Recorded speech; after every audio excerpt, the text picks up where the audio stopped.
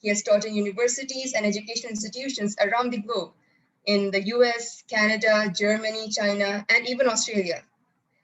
Dr. Mir is also extremely well versed in the field of literature. Not only has he authored several books and academic papers in English, but he has also written and spoken extensively on Urdu poetry. He is a talented screenplay writer and lyricist, with the movies he has worked on having been screened at various prestigious events, such as the Cannes Film Festival and the Toronto International Film Festival. Today, Dr. Mir is going to give us a presentation on the importance of communication skills and how we can hone them. Good communication skills, personally, I believe that, especially in the 21st century, have become an indispensable part of everyone's lives. Nowadays, rather than some grades on a report card, universities and companies alike are more interested in the applicants' communication skills, their eloquence, their body language, the way they present themselves. And both in your public and private life, communication skills shape your very personality. It helps you exude an aura of confidence, and people naturally gravitate towards persons who can carry themselves, both verbally and non-verbally. I have been very fortunate to have Dr. Mir as my personal mentor. Right from our very first call back in February, he has helped me realize that there's always more to learn, regardless of what the topic at hand is. And this is especially true when it comes to communication. When you converse with Professor Mir, you just know that he has interacted with people from various walks of life. And he never holds back from imparting tips and tricks that will become invaluable to the listener. For over the duration of our various sessions, I have brought up various hypothetical situations and asked how I could go about dealing with them. And sir never fails to reply with the most brilliant solutions, all the while adding more layers to the situation that I never even thought of. So when I saw the message in the WhatsApp group yesterday that he will be the one who's holding the presentation today, I low-key honestly became ecstatic. Looking forward to the presentation, sir. Thank you, Aman. And hello, everybody, and thank you for being here. As you know, I'm here to talk to you about communication skills. And while I do know a little bit about that, I don't want to talk to you as an expert, but more as an elder. So I'm not going to use any slides or a prepared lecture. I just want you to think of me as a well-wisher who has some thoughts and some ideas, as somebody who is invested in your success and wants to share a few things that have shown to be useful to me over time. I hope you have been attending these sessions and meeting with your mentors and finding the experience useful. Thank you, Aman, for that introduction. It has been a pleasure working with you. And the other mentors tell me that the rest of you are wonderful too. I want to add that मेरा ताल्लुक हैदराबाद से है. वहीं मैं पैदा हुआ, वहीं मैं बड़ा हुआ, वहीं मेरी तरबियत हुई. पुराने शहर की गलियों से मेरा बड़ा गहरा रिश्ता है. और ये कोविड की वबा से पहले मैं साल के 4 महीने वहीं गुजारा करता था. So in many ways, I have some sort of a background that I share with you, at least with those of you who come from Hyderabad. I know that not all of us are from Hyderabad. यहाँ पे कई लोग north India से भी हैं. तो मेरी मादरी ज़बान हैदराबादी या दक्कनी उर्दू है. But I'm making an effort to speak a more neutral Urdu. But if I can address my Hyderabadi crowd for a second, Lucknow wale, as you might know, बहुत tight Urdu बोलते, and they're very picky about it. तो एक छोटा सा किस्सा ये है कि इत्तेफाक से 2 साल पहले न्यूयॉर्क में मेरी मुलाकात अजरा मोहिउद्दीन साहिबा से हुई. She is the wife of Zia Mohiuddin, the famous Pakistani British actor, who is best known for his fabulous recitations of Urdu poetry and prose. और वो सुना रही थी कि apparently she met Zia Mohideen at a party, और जाने क्या तूने कही, जाने क्या मैंने सुनी, बात कुछ बन ही गई। लेकिन at the end of the evening, जब जनाब ने उनसे कहा कि मैं आपको कहीं छोड़ दूं, तो she apparently replied कि छोड़े तो कबूतर जाते हैं, आप मुझे पहुंचा जरूर सकते हैं। तो अपने हैदराबादियों को ऐसे नखरे नहीं हैं। खाफ और खे में है क्या फर्क, हमें क्या मालूम, हम ज़बां अपनी चलाने को ज़बां कहते हैं। एक और किस्सा मैं सुनाना चाह रहा हूँ आपको कि हमारे एक रिश्तेदार थे जो लखनऊ से हैदराबाद आए थे। एक दिन वो किसी अपने अजीज से मिलने गए और लौट कर आए तो बड़े खफा थे। कहने लगे कि मैं अपने दोस्त के यहाँ गया, उनके साहिबजादे बाहर गश्त लगा रहे थे, तो मैंने उनसे पूछा बेटा आप यहाँ बाहर क्यों हो? तो उसने मुझे जवाब दिया चुप। तो बड़ा बदतमीज लड़का था। तो we had to explain to him that chup in Hyderabad doesn't mean shut up, but is short for chupkeich or just like that. तो मैं ये कहानियां टाइम पास करने नहीं सुना रहा हूं. I just want to point out that communication is a very complex process which relies upon a variety of shared symbols, histories, experiences, in order to transfer information accurately. And communication is not merely about transferring information, but about actually creating meaning. And I'll try to explain that to you in a second. So our languages, as we know, are made up of symbols that are not neutral, but are imbued with a lot of power. For example, when we use the male pronoun he, him, or his as the default to refer to both sexes, male and female, we are using a form of language that has originated in a sexist society, which privileges men over women. Similarly, when we use terms like chairman, policeman, manpower, man-made, we are reinforcing stereotypes about gender roles in society. So the words that we use or the words that we deploy to communicate carry specific meanings depending upon the context.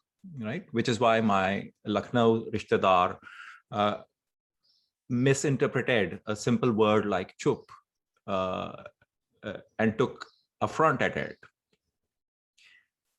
If you don't know the context, you don't understand the meanings of words. Let me give you an example. You might have heard the term dog whistle, which is the use of coded or suggestive language to send a message to a selected audience, while being able to deny that you said anything controversial. You know, dogs can hear sound at a pitch that the human ear cannot. So the term dog whistle is used to refer to these kinds of coded messages. So for example, in America, politicians who say that they support family values are basically telling their audience that they plan to promote policies that are conducive to a particular kind of conservative Christian agenda. You cannot say that in, plain language. So you have to use codes. Our former president, Donald Trump, often used to talk about putting America first. Yeah, that was his slogan, America first. People who knew that the phrase, that particular phrase had originated with the racist organization, the KKK, recognized that he was offering tacit support of white supremacy. He didn't need to say, I believe in white supremacy or I support white supremacy, since that is not socially acceptable. So he used a code instead. Yeah, and I'm sure you can offer plenty of examples yourself of similar phrases used in your part of the world. Okay, so that's the first point I wanted to make, that communication is not simply about using words to say what you mean. Communication is actually a far more complex process of both information transfer and meaning creation that relies on mutually understood symbols and contexts. And no wonder it is always such a fraught process. As you no doubt know, even the most intimate of relationships are not safe from communication problems. As is often said, the single biggest issue in communication is the illusion that it has taken place. तो आप सोच रहे हैं कि मैंने कह दिया और उसने समझ लिया, but this is often not the case. Ironically, words are often the source of misunderstandings. You will often hear that the ability to communicate and connect effectively is the most crucial skill you need in order to succeed in life. Now, that may be overstating it a bit, but the fact of the matter is that communication skills play a very, very important role in our personal and professional lives. I can't possibly teach you how to become better communicators in one session, but I don't need to. The internet is full of resources on communication skills, and many of them are useful in some fashion or the other. I strongly recommend that you go online, that you look at YouTube videos, TikTok videos, read some articles, maybe buy a basic book on the topic. There's one called Communication Essentials for Dummies that I looked at, which does a decent job of walking you through some of the issues that you might encounter and gives you a sense of how you might be able to work through them. But here is what I want to do in the time that we have remaining. I will offer you a broad and a conceptual way to think about the communication process. And then I will talk to you a little bit about a set of skills that I think that you could usefully focus on in order to improve your communication skills in the short term. And finally, I want to offer you a few tips on how to get better at communication over the long term. Okay, so what is this thing called communication? One way to conceptualize it might be to think of the process of communication as a model. So the process begins with a sender or a source who is seeking to communicate a particular message to a receiver, a command, a request, a question, an idea. So the sender first encodes the message. The typical encoding mechanism in verbal or written communication is the use of language, right? So you either use English or Telugu or Urdu or any language that you're familiar with, but one that you also know that your receiver is familiar with, right? And you encode your message in that specific language. There can be non-verbal forms of communication as well, but I'll talk about that in a second. So now this coded message is now transferred using a channel of communication. For instance, your voice, if you're talking to someone, an email to send a written message, an SMS to send an emoji, tapping the heart icon to like an Instagram post, etc. So at the other end, the receiver receives this message and has to decode it. In order for effective decoding, the receiver has to have the ability to understand your code. For instance, if you're speaking in Urdu to somebody, they have to be able to understand Urdu in order to receive your message, right? So this is the model you think about. Sender encodes the message, sends it over a channel of communication. The receiver receives this coded message and decodes it. Now, this whole process is impacted by something that is referred to as noise, which is basically any factor that distorts communication. You can think of noise literally. So if you're actually speaking to someone face-to-face in a crowded, busy, noisy environment, they might not be able to hear you clearly. Similarly, there are other factors that distort communication and meaning, right? So for example, the mood of the person receiving the message might change how they interpret it. How many times have you had to say to someone, "Mera matlab wo nahi tha," that's not what I meant. People can interpret anything you say in any way. Again, we know that. It happens particularly when we are using social media or text messages, where you don't have the ability to communicate fully, and people take what you're saying either out of context or they interpret it given their background with you, their own mood at the moment, what just happened to them recently, and so on and so forth. Right? तो किसी भी चीज का कोई भी मतलब निकाला जा सकता है. अगर आप किसी को कहें कि जनाब आपकी शेरवानी बड़ी अच्छी है, तो वो कह सकते हैं कि अच्छा, तो आपको मेरा पैजामा पसंद नहीं आया. So every human being has a very complex psyche. That's a mixture of their genetic material, their experiences, the choices that they have made in life, their personalities. We all have our own baggage and we view the world through our own lenses. And so different people have different emotional responses to different stimuli, such as words, pictures, sounds, gestures, which leads to major differences in the way communication is encoded, transmitted, received, and understood.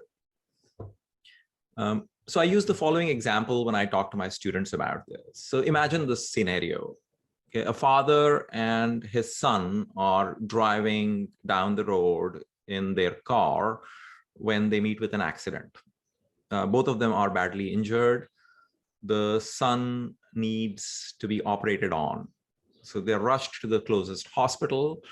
The surgeon is summoned. The surgeon walks into the operating theater, looks at this child and says, I can't operate on this child. This is my son. How is this possible? And the simple answer to this is that the surgeon is the child's mother. But if this story produced some dissonance for a moment with you, that is, for a while you were thinking, ye kaise ho sakta hai? The father was driving with the son and was in an accident. How can the surgeon be the child's parent? That's because you are using a conceptual map in which the default surgeon in your mind is a man, right? That is what that dissonance shows. And the point that I want to make by telling you this is that we interpret reality and we construct meaning based on our own worldviews. When we talk about communication in dry technical terms, we are asking questions like, how can communication be made more accurate? How do communication breakdowns occur? How can we make sure that the message sent is the message that is received? What is the most appropriate medium through which to send messages? How do we reduce noise that distorts messages? And all this is important. But we should also recognize that communication is far more complex than all of this. Ironically, the more sophisticated our communication technologies have become, the more communication problems we seem to encounter. Also, communication is often just as importantly about what you don't say as about what you say, right? And often what you say is less important than how you say it. वो फैज़ अहमद फैज़ का एक शेर है कि वो बात सारे फसाने में जिसका जिक्र न था, वो बात उनको बहुत नागवार गुजरी है. So what I want you to understand is that communication is a complex process and that ambiguity is inherent in it, right? It cannot be avoided. Let me turn my attention to some of the skills that I think that you need to develop in order to get better at communication. And I'll focus on the ones that I think are the most important and try to give you some tips on how to improve those, both in the short run and in the long run. Okay.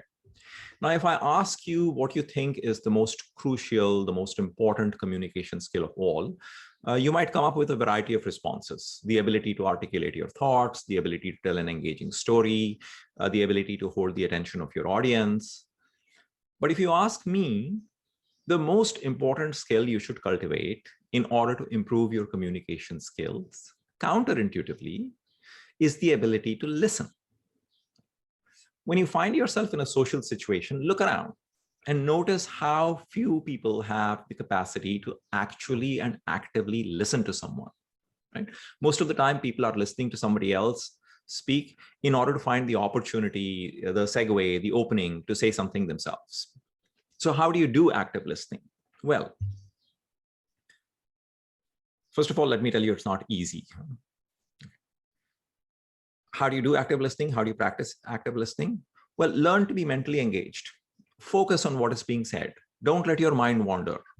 आज रात dinner में क्या है? कल वो film देखी थी, उसके बारे में सोच रहे हैं आप.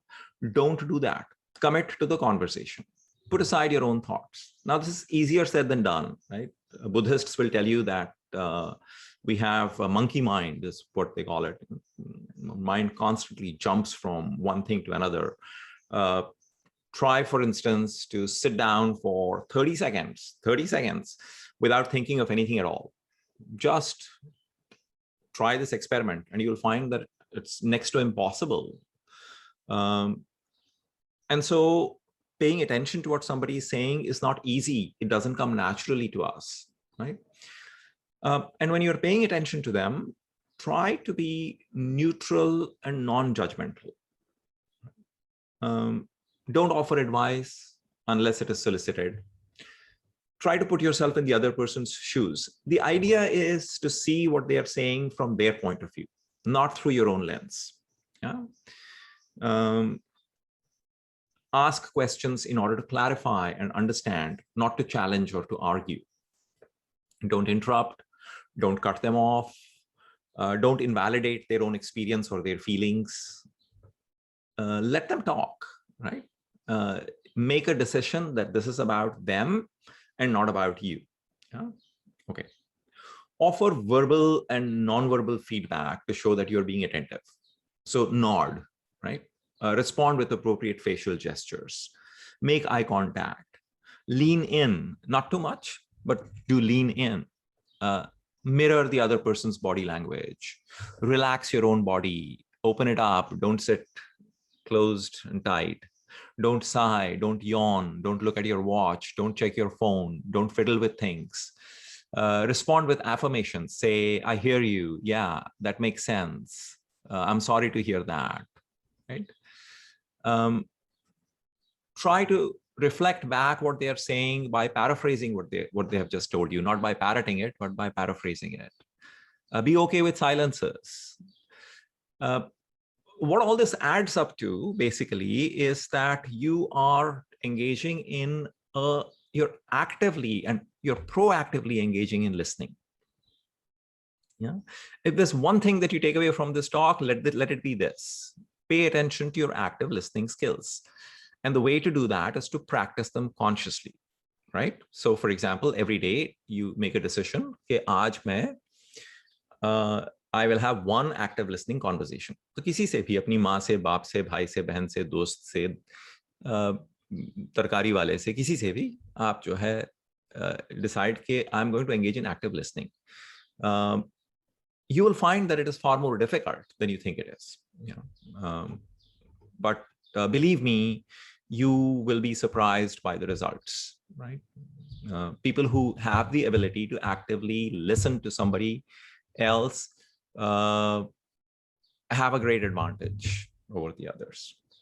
Okay, here are some more pieces of, for want of a better word, advice that I can give you in terms of skills that I think you should try to cultivate.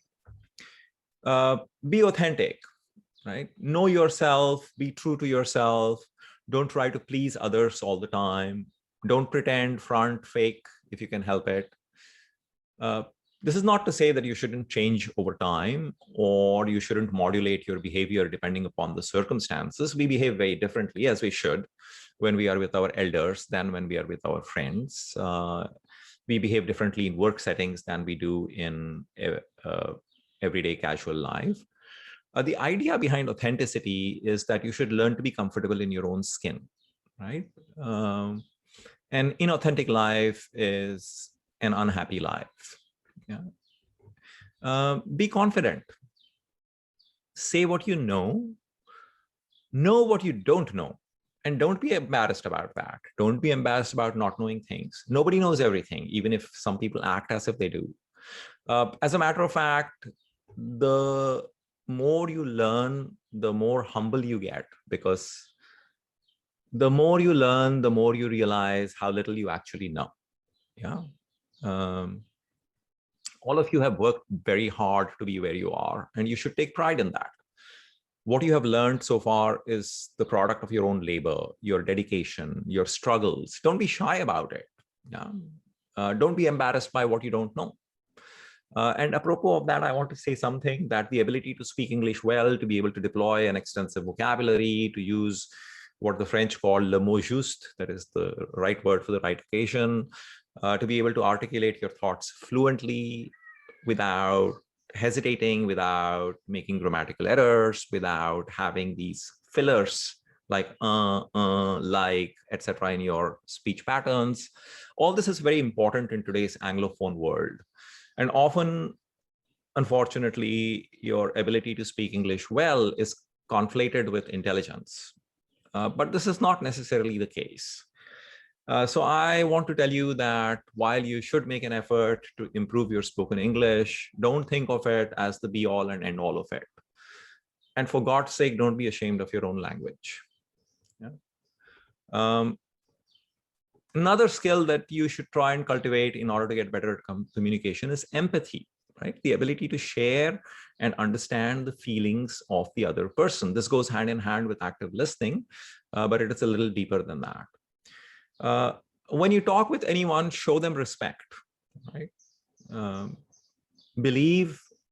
Actually believe, don't pretend, but actually believe that they have things to teach you, that you have things to learn from them, that they are a complex individual, even if it may be somebody who is, from a different background, a different class, a different place in the social hierarchy. Learn something about them that will allow you to honestly compliment them. Try to cultivate the ability to speak with clarity. Now, I know this sounds like a big thing, and you probably need to go and read something more about it elsewhere and understand what I mean. But basically what I'm saying is that if you are sharing information, try to be concise. If you're telling a story, let it not wander. Think of what you say as something that has a narrative arc. Yeah.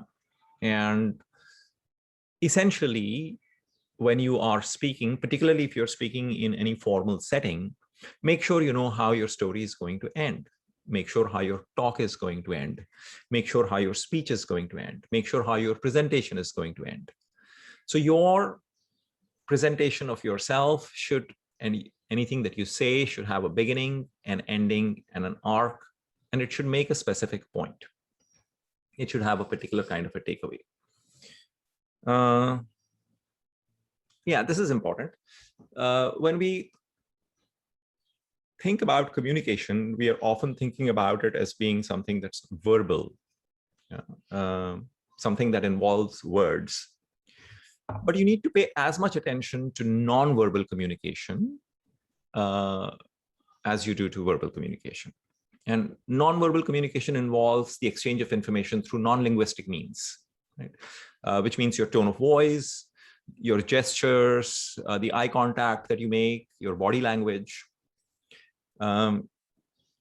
So again, go online, look at some tools and try to figure out how you might be able to use the toolbox of your own voice to good effect.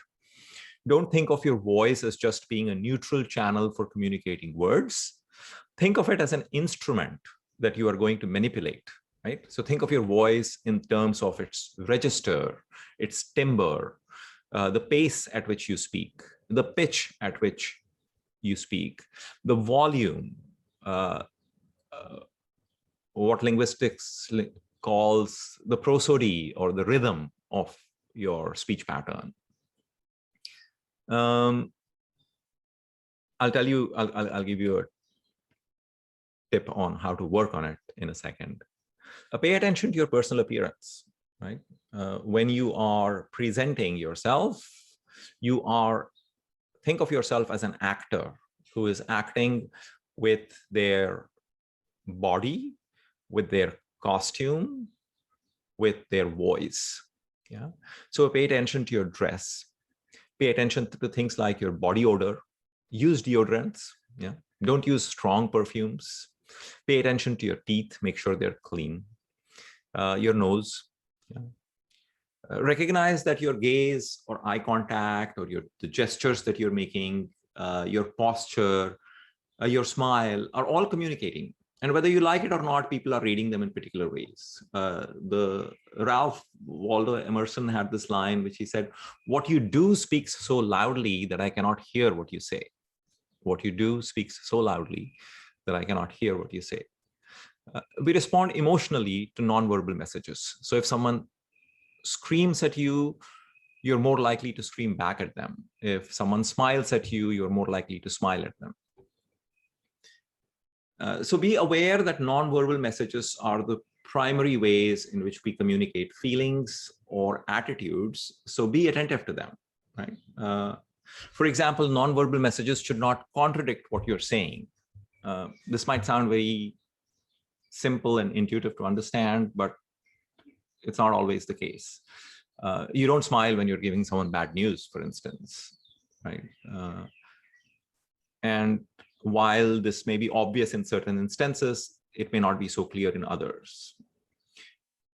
Keep in mind that nonverbal messages are often ambiguous and culturally bound. So be aware of how you are coming across. Yeah. Despite living in the US for 30 years, I still haven't lost the Indian nod, which confuses the hell out of everyone here. They interpret it as a no. So I have to catch myself periodically and say, no, that's not a no. I meant to say yes. Now, all of these skills take time to develop, but you can begin to implement them right away. However, becoming good at them takes time.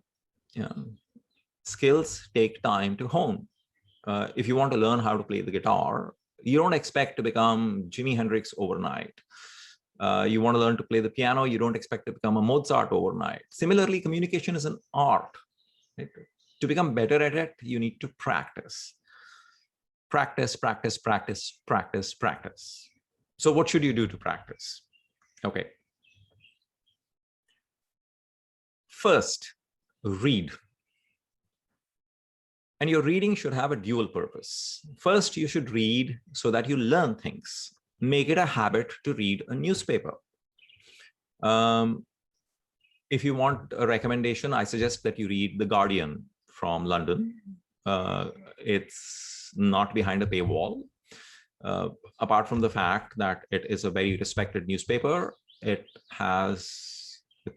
quality of writing in that paper is really high. Read as much as you can. Read what you enjoy and read things that will teach you things. The more you know, the better you will speak. The more you know, the more interesting you will be. You have to know a lot more than you are talking about in order for you to sound competent at what you're doing and what you're saying. But the second purpose of reading is to learn the art of using words. Now, good writers are celebrated for a reason, right? There is a reason why we'll still read Ghalib or Mir Taqi Mir or William Shakespeare or Thomas Hardy, because these are people who are good at their craft. They are great at what they do. There is a lot to learn from them. And fiction and poetry has the ability to speak certain truths in a deep way. There is this beautiful share by Ghalib, which says, "Dekhna tahrir ki lazzat ke jo usne kaha, dekhna tahrir ki lazzat ke jo usne kaha, maine ye jana ke goya ye bhi mere dil mein hai." Which means that the beauty of expression unveils something that already resides in your own heart. So there's a deep truth that you didn't recognize until something you read opened it up to you. I think that at some point in time, I was asked to come up with a list of material that you could read in this context. And I believe that it is up on the website of our organization.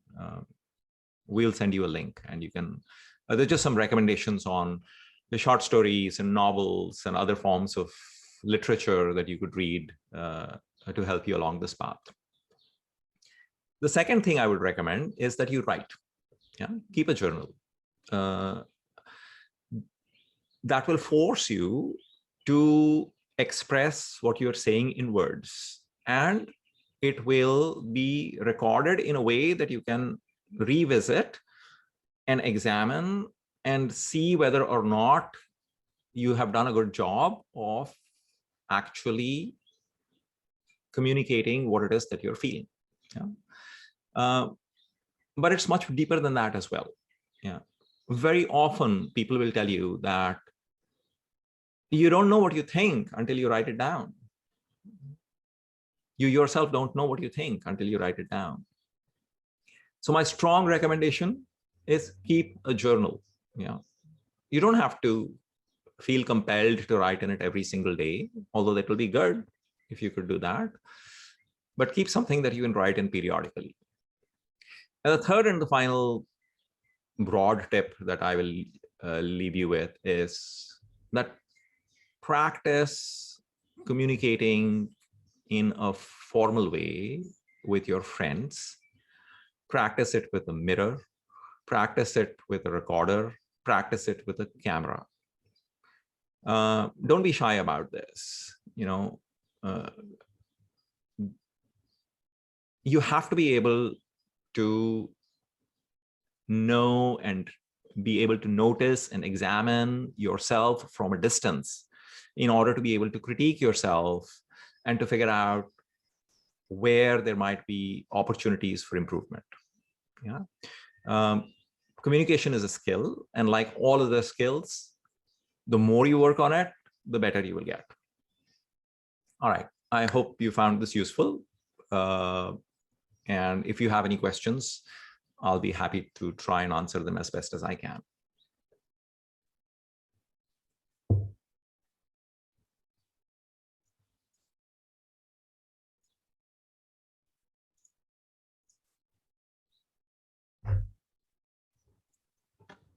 Amir, are you there?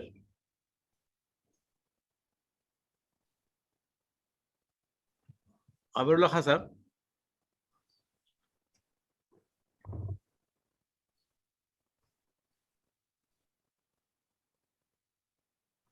जी, एक question यहाँ पे है, have you read the book Principles by Ray Dalio? जी नहीं, I have not read it, although I'm familiar with Ray Dalio and his magar.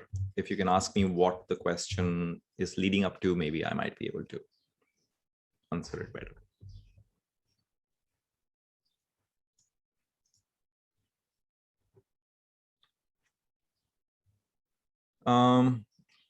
Basharat Bhai, can I just go ahead and read the questions on the chat and try to address them as I can? Yeah, please go ahead. You don't have to necessarily just write it up in a chat. If you want to unmute yourself and ask me questions directly, that might be fine too. Yeah, I think that's preferred.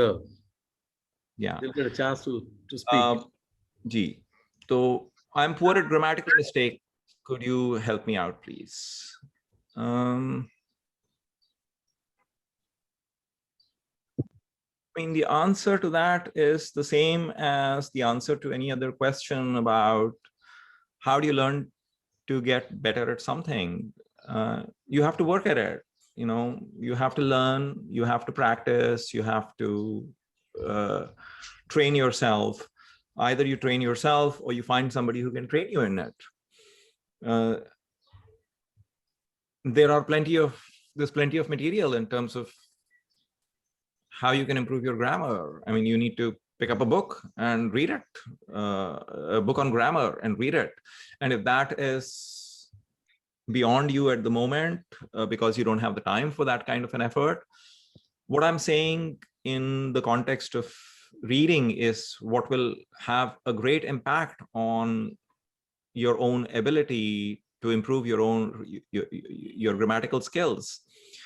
Read these things that I'm talking to you about. read the newspaper, read the Guardian newspaper. They don't make grammatical errors. And if you read it regularly, you will internalize a few things. Like you will notice that they construct sentences in a way that may be different from how you would have constructed them. That gives you a hint that maybe you have been doing it inappropriately. These are things that, look, I have been trying to learn Spanish because Spanish is the second language of the United States. That's the second most widely spoken language in this country. And I've been taking classes for the last couple of years. Once a week, 3 hours in a classroom, homework every week. And I'm nowhere near being fluent. I can barely speak in three tenses. This takes time. In the meantime, don't be discouraged. The problem comes up when you start thinking कि भाई मेरी grammar तो बहुत week है and I need to fix it, and then हफ्ते भर के बाद आप कह रहे हैं कि अभी तक मेरी ग्रामर ठीक नहीं हुई. नहीं होगी. You know, be patient and play this as the long game, right? You don't have to become fluent in English by the time you graduate or by the time you go for your jobs. This skill is something that is going to hold you in good stead over your lifetime. So think of it as a skill that you will develop over your lifetime, right? There's no end point that you want to get to. You don't want to become a grammarian by a particular date.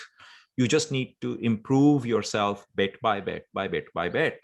Just ask yourself, am I better today than I was yesterday? And that should be satisfaction enough, right? In the meantime, I strongly recommend that you don't feel embarrassed about your poor grammar.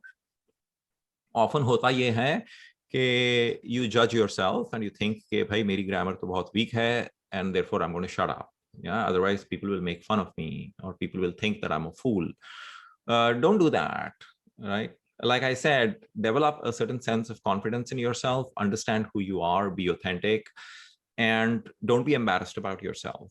I mean, the person who asked the question, I'm sure you have struggled a lot in life. I'm sure that you have worked very hard to get where you are. Think about all your achievements, think about the odds that you have fought against, and think of this as your next challenge, right? I think that's very important. I can say a lot more about it, but I think a bunch of other questions have come up. Let me just see if I can.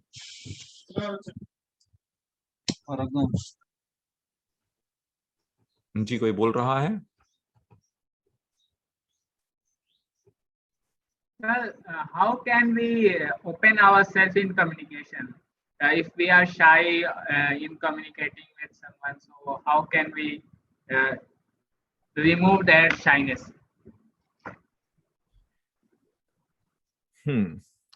तो एक और यहाँ पे दानिश का एक सवाल है कि डर लगता है अंदर ही अंदर रिजल्ट क्या होगा अगर अपने को जज करेंगे.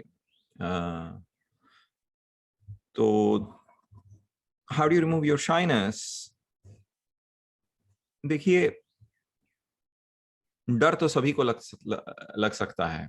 मैं अमेरिका में 30 साल 30 years. I've been teaching in classrooms for 30 years. I teach students who are much younger than me now, obviously. I teach students who don't know nearly as much about the topic that I'm teaching. I'm the expert. And yet, believe me, each time I walk into a classroom, I feel a certain sense of nervousness, a mild sense of nervousness about walking into that classroom and speaking in front of this group of people. I've come here to talk to you. Before I began my talk, I felt a certain sense of nervousness. वो personality की बात भी होती है. There are some people who feel that way, some people who don't, right? I have known people personally in my life who have been fabulous public speakers, who address crowds of hundreds and thousands, and yet they confess to feeling nervous. तो डर लगता है तो लगने दीजिए. शाय feel कर रहे हैं तो कीजिए. I should say this, that there are some people who have so much stage fright that they just cannot do it. You know, it's beyond their capability. अगर बंदूक भी उन्हें दिखाएं तो वो शायद ना कर पाएं. I do have students who come and tell me, I just cannot make a class presentation. I'm sorry, I cannot. You know, it'll stress me out too much. If that is the case, then that's the case. You know, you can't push yourself. But in general, the sense of shyness comes out of a few things. One is a lack of full preparation. You know, so if you know that you have to do something, if you know it ahead of time, write it out, practice it a few times. That might help. Place yourself in situations where you have to do this over and over again. You know, look out for opportunities to put yourself in such a situation. Again, let me use my example of speaking Spanish. So those who learn how to speak the language best or fastest are people who go and take immersive classes. I haven't been able to do that, but people take immersive classes. So hota ye hai ki they go to Mexico or some Spanish speaking country and stay in a place where the only language that they can speak is Spanish. You know, their host family speaks Spanish, their professors only talk to them in Spanish. Mahalle mein, shahar mein log sirf Spanish bolte hain. So you force yourself, you put yourself in a situation where you are compelled to do that which you don't feel like doing. Look, there's a natural inclination that we have to avoid situations which make us uncomfortable. You know, nothing wrong with that. We do that all the time, and with good reason. Why should we put ourselves in uncomfortable situations? But the greatest learning happens when you make yourself do that, which is why I am saying that try things out in low stake situations. Low stake. I mean, I'm not asking you to go out in front of a crowd of people and regale them with a, you know, beautiful speech. आप अपने कमरे में अकेले phone का camera on कीजिए. Tell yourself, you know, give yourself a question. Let's say somebody tells you, tell me something about yourself. अपने आप के बारे में कुछ बताइए. तो आप क्या कहेंगे? अब आप इसका जवाब अंग्रेजी में दीजिए अपने फोन के सामने. And you record it, and then you watch it, and then you will notice that maybe you didn't have anything interesting to say, not because you don't have an interesting life. Who doesn't have an interesting life? But because you're unable to articulate it. You may realize that your sentences peter out, you don't complete them. You may realize that आप बहुत सारे extraneous sounds या अल्फाज इस्तेमाल करते हैं. Do it again. Watch it again. Do it a third time. Do it a fourth time. Do it a fifth time. Do it 100th time. You know, so put yourself in low stake situations, and then start becoming a little more ambitious. Maybe do it with friends. Say कि तुम और मैं बैठ के we are going to engage in a particular conversation, formal conversation, which we are going to record. You know, maybe you don't have to do it on camera. Maybe you can just record it, just the audio of it. Listen to it. Both of you sit down and listen to it. Realize what you did or didn't do. Active listening जो मैं कह रहा था, practice that too formally. Record कीजिए. किसी से कहिए कि अपनी माँ से कहिए कि मैं आपके साथ active listening practice करना चाहता हूँ. I'm recording something. Then listen back to the conversation. When I was in my PhD program, I took a course on qualitative research and the art of the long interview. And for that, I had to go and talk to somebody for an hour and a half or longer. And I had to transcribe the entire interview. I had to type it all up. And then I had to look at it and critique myself and say, कि यहाँ उसने वो कहा, and I didn't pick up on it. They said something that was important, but I was busy formulating my next question, or I was not paying attention. So you critique yourself. Look, I'm going to say this again. This is a skill. It's a skill. जैसा मैंने आपसे कहा कि if you want to learn how to play the guitar, आपको guitar की ABC नहीं आती, आपको किसी ने गिटार थमा दिया, आप कल जाके स्टेज पे तो नहीं बजाएंगे ना. लेकिन कुछ तो सीख पाएंगे आज आप, कल शायद उससे ज्यादा कुछ सीख लेंगे. So that is, so I'm repeating it again. Okay, do not think of this as something which you have to master in the next few days or the next few weeks or the next few months. Think of it as a multi-year project. And if you start working on it today, maybe 5 years from now, you may not have these problems. You may not have these issues. Don't put the pressure on yourself to become a fantastic communicator tomorrow. Don't do that. लीजिए भाई 5 साल लीजिए, 10 साल लीजिए. In the meantime, learn some specific things that you need. For example, interviewing skills, right? So go online, pick up something that tries to tell you teach you how to be better at interviewing. Learn things that are instrumental to you right now, and then work off that. But think of it as a long-term project. Yeah. How can I get more confidence when I'm speaking to my boss, teachers, etc.? Look, what is confidence? Confidence is, when are you most confident in life?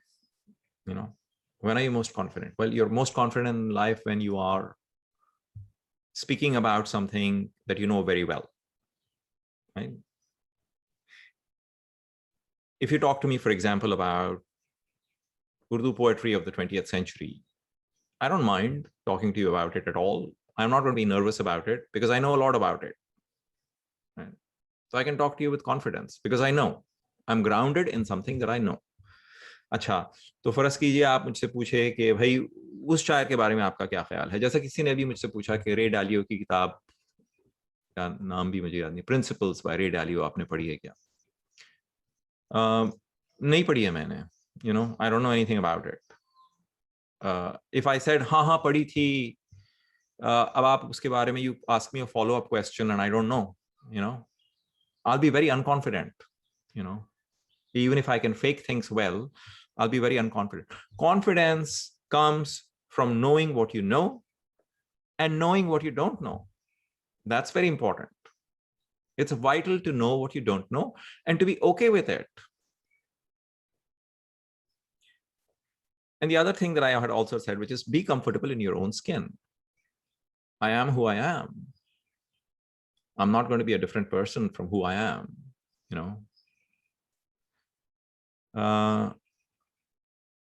Having said that, I do admit that when you're speaking to somebody with a power differential over you, somebody who's your boss, somebody who has the ability to reward or punish, somebody who you respect, somebody who you think of very highly, there is a certain nervousness that comes out of it. An imbalance of power will always create that. Be aware of that, accept it. You won't be able to talk to a boss the same way that you can talk to a peer or to a subordinate. Fine, accept that. But know what you know what you don't know, and be okay with it. Yeah.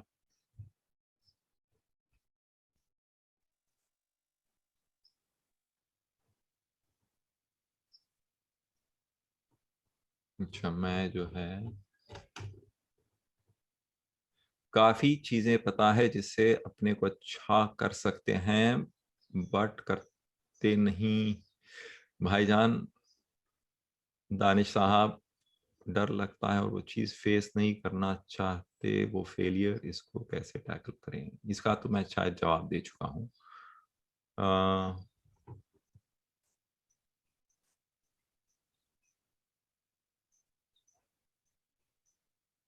अच्छा, Arshan asks me to repeat. खाफ और खे में है क्या फर्क, हमें क्या मालूम, हम ज़बां अपनी चलाने को ज़बां कहते हैं. Is it permissible to use poetry or quotations in formal meetings? I don't know. I mean, you'll have to make that judgment yourself. It may be okay in some places, it may not be okay in others.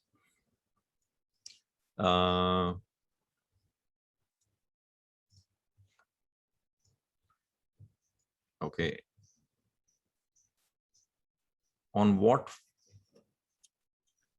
I want to give IELTS exam. मुझे पता नहीं है क्या exam होता है भाई. ये English language test का exam होता है. So that's okay. That question we can take later.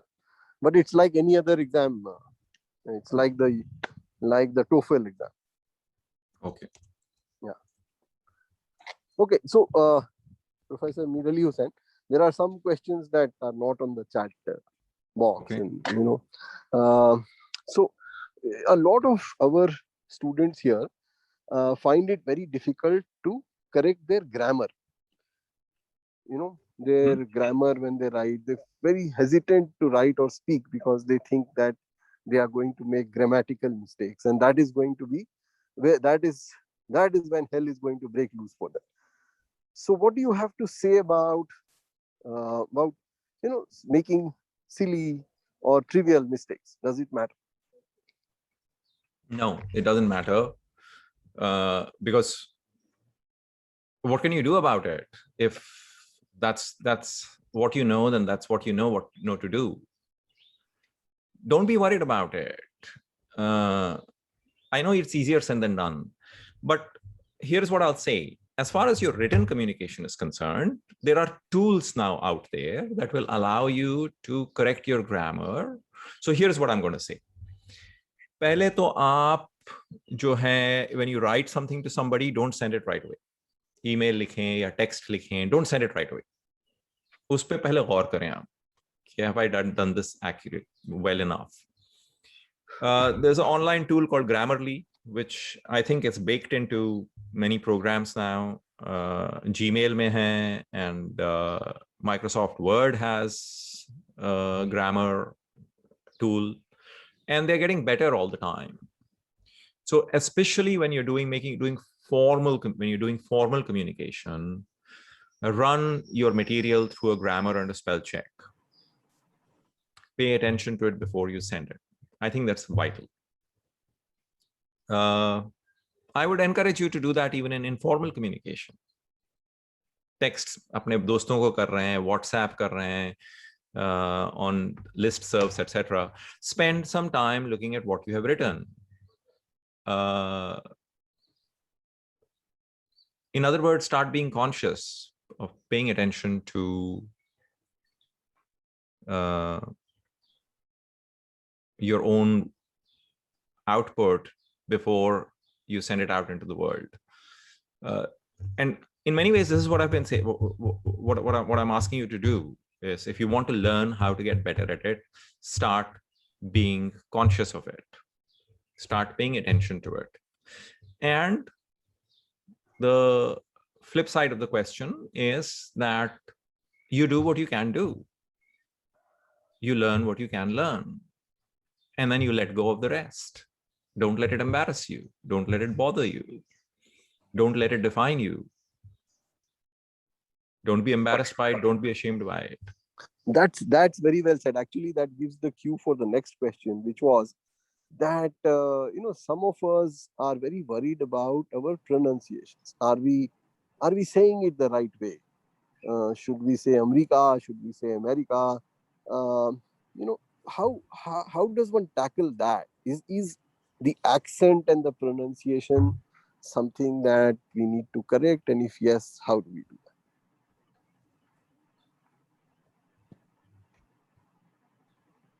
So, I mean, ideally, yes. Ideally, you should be able to speak in a manner that allows you to be understood completely. And then there is the other part of it, which I talked about, which is whether we like it or not, our ability to communicate fluently is used as a proxy for gauging our abilities and our intelligence. It's unfortunate, but we live in an Anglophone world, especially in the workplace. People speak in English. It's the lingua franca of the business world across the globe. And so the ability to speak English with a certain command is a skill that is very, very useful. And I strongly urge us to pay attention to it. But again, let me just ask you to be gentle with yourself, to think of it as a multi-year project, and to take your time over it. Here is a very interesting question, that in this day and age, when the US has been ravaged by Trump and COVID, should we, in grad school, continue to think of moving to the US? How? So the question really is that, does the US still invite foreigners? Is it still open for? Is it still that land of opportunity that it used to be?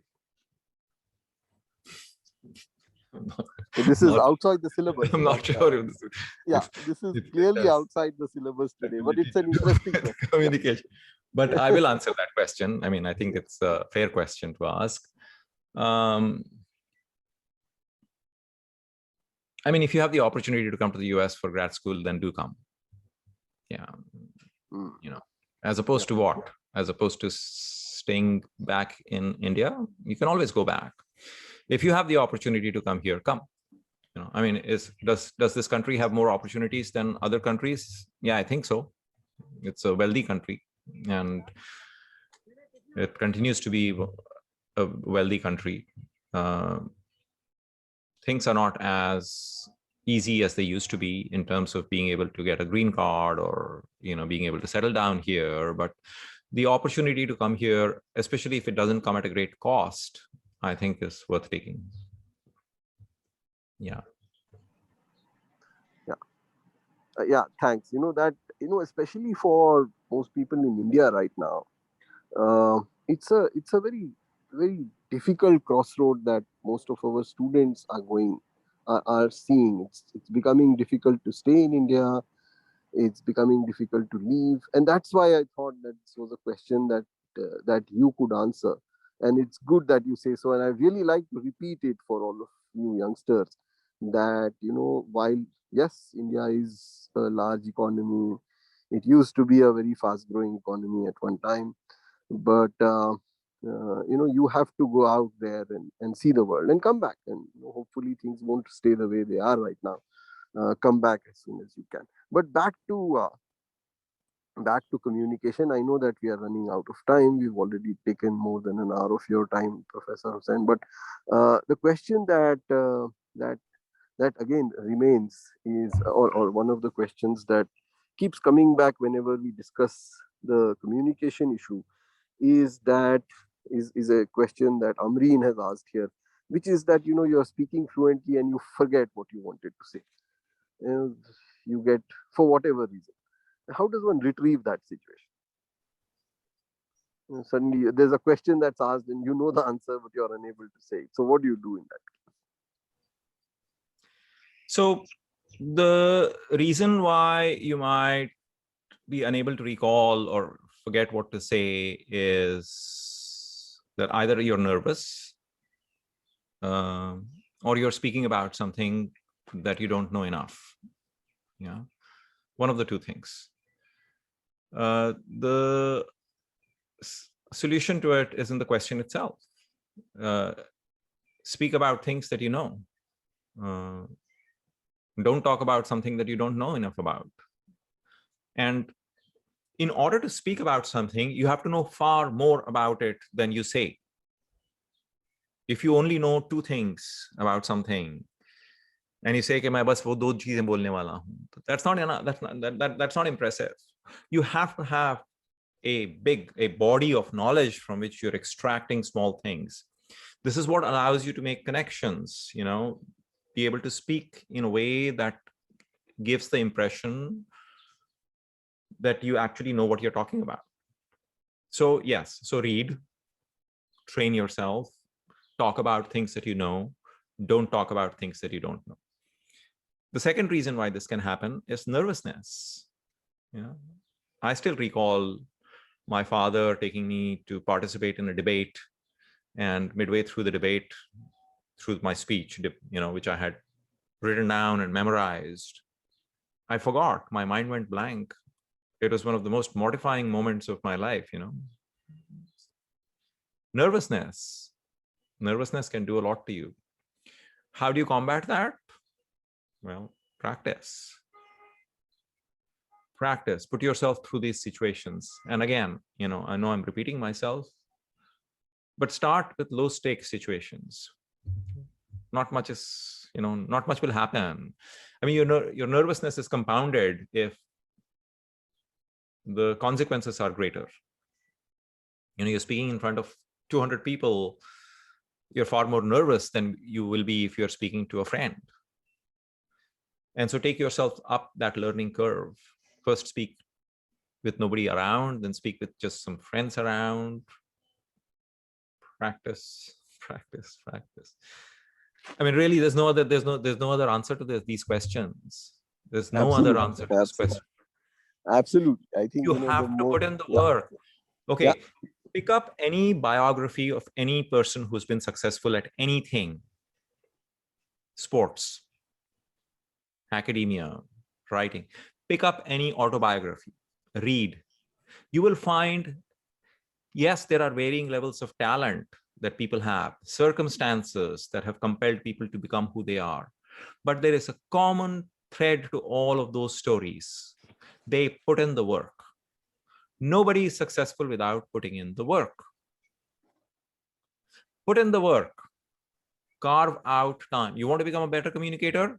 Put in the work.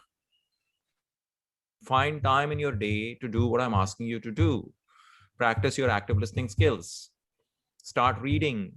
Start keeping a journal. Start recording yourself. You don't put in the work, you're not going to get better at it.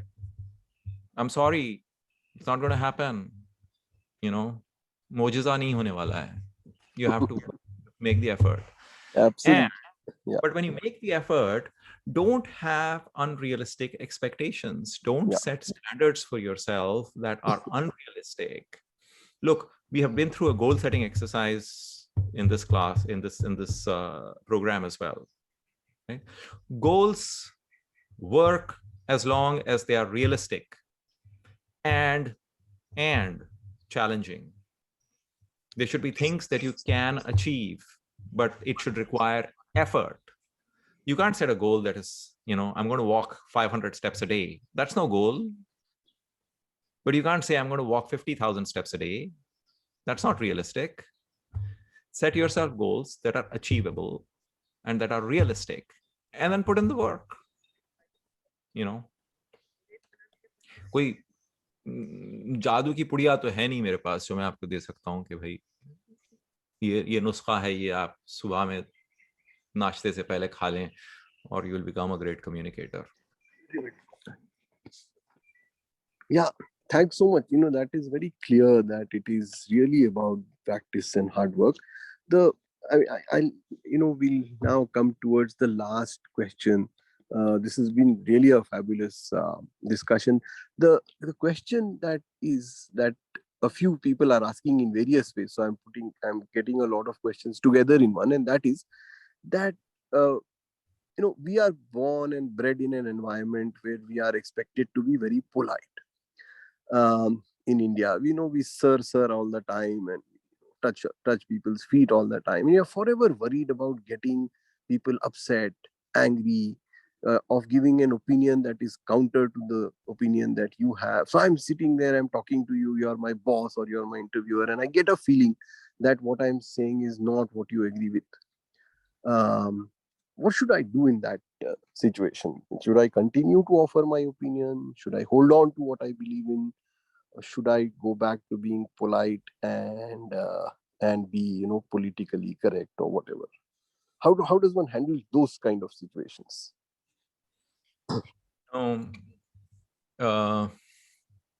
It's a tough question, and I don't think that there is a answer that works across all situations. You might figure out that there are certain situations where you should back off.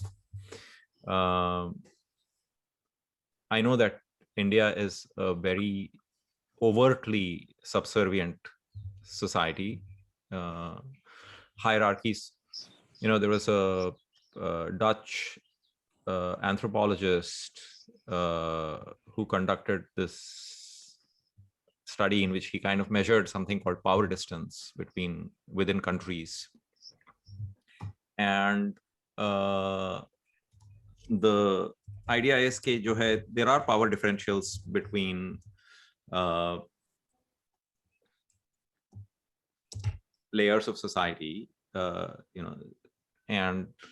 but how do they manifest themselves? How overt are they? So, for example, in the United States, when you go to a restaurant, you speak to your waiter, server with respect. You speak to the taxi driver with respect. You call your boss by their first name.